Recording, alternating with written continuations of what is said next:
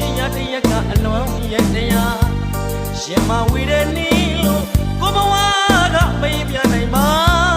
နှွေမှာပူပြင်းငယ်လို့ခံစားတော့ကချိန်မဖြေနိုင်ပါ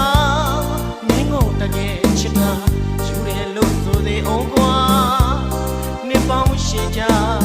မေးဖို့တော့ကြိုးစားရမှာ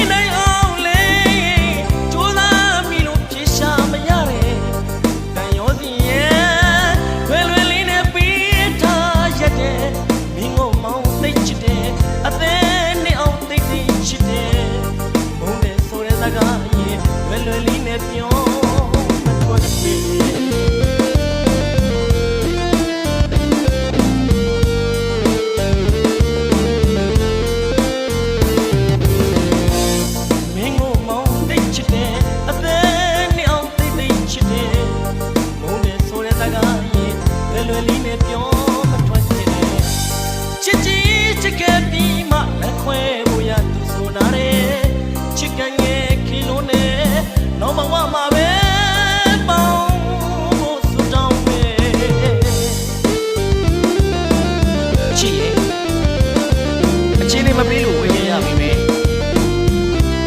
စွတ်ခွာသွားရင်ပြီးတော့ဒီမောက်အသေးလေးရှင်ထဲမှာတော့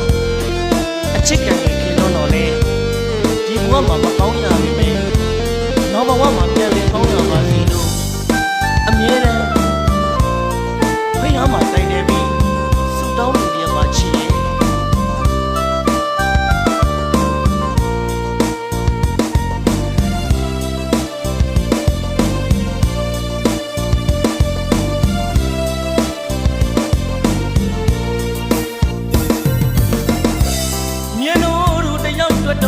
ချစ်ရတရကအလွန်